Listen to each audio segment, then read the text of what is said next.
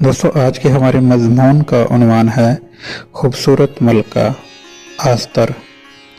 दोस्तों एक बहुत ही खूबसूरत लड़की जिसका नाम आस्तर था एक मुल्क में रहती थी। उस लड़की के माँ बाप दोनों की वफात हो चुकी थी। उसके रिश्तेदार मुर्तकी ने उसे पाला और अपनी बेटी की हैसियत उसे दी। दोस्तों आस्तर फारस में रहती थी, लेकिन वो फारसी नहीं थी, वो यहूदी थी। उसके बाप दादा जंगी कैदियों के तौर पर फारस में आए थे। उस दौर में बहुत से यहूदी फारस में रहते थे। दोस्तों फारस के बादशाह ने एक दिन एक बड़ी ज़ियाफ़त की और दुनिया भर के मेहमानों को बुलाया, और वो चाहता था कि उसकी मलका वश्ती वहाँ आए और अपनी खूबसूरती सबको दिखाए, लेकिन वो नहीं आती। दोस्तों इस पर बादशाह नाराज हो जाता है और उससे मलका का रुतबा वापस ले लिया जाता है और उसका ताज भी जब्त कर लिया जाता है। दोस्तों अब एक नई मलका की तलाश शुरू हो जाती है और सल्तनत भर की खूबसूरत लड़कियों को मलका बनने के लिए बुलाया गया कि जो कोई भी बादशाह की मंजूरी नज़र होगी वो बादशाह की मलका बनेगी। बादशाह ने आस्तर को अपनी मलका बनने के लिए मुंतखब किया। दोस्तों उसका रिश्तेदार मुर्तकी अपना ज़्यादातर वक्त सल्तनत के दरवाजे पर गुजारता था। दोस्तों एक दिन उसको एक साजिश का पता चलता है कि दो लोग बादशाह को कत्ल करना चाहते हैं। दोस्तों इस बात की खबर उसने बादशाह तक पहुंचाई, जिसकी वजह से बादशाह की ज़िंदगी बच गई और उन खादमों को फांसी दे दी गई और मुर्तकी का नाम बादशाह की किताब में लिखा गया। दोस्तों बादशाह का एक नायब था जो बहुत ज़्यादा अमीर आदमी था।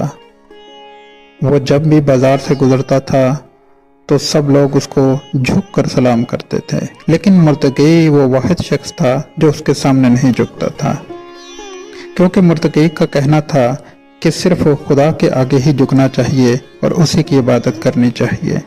दोस्तों इस बात पर हामान मुर्तकी से बहुत ज़्यादा नफरत करता है और उसे फांसी देने के लिए एक सूली तैयार करवाता है, और ये कानून भी बादशाह से पास करवाता है कि यहूदी लोगों को मार दिया जाएगा। दोस्तों इस बात की खबर मुर्तकी मलका आस्तर को पहुंचाता है कि हामान ये साजिश कर रहा है। दोस्तों एक दिन मलका आस्तर बादशाह की दावत करती है। इस पर बादशाह बहुत खुश होता है और कहता है मांगो जो चाहिए। इस पर वो कहती है कि अगली दावत मैं आपको हामान को भी बुलाना होगा, फिर बताऊंगी। दोस्तों उस रात बादशाह सो नहीं सका था और अदालत का सारा रिकॉर्ड पढ़ रहा था। उसने एक जगह पर मुर्तकी का जिक्र पढ़ा और सोचा कि इसको मेरी जान बचाने पर कोई इनाम नहीं दिया गया। दोस्तों अगली सुबह बादशाह ने हामान से पूछा कि अगर किसी आदमी से बादशाह को खुशी मिली हो तो उससे क्या करना चाहिए। हामान खुश हुआ और सोचा शायद बादशाह मेरे बारे में कह रहा है।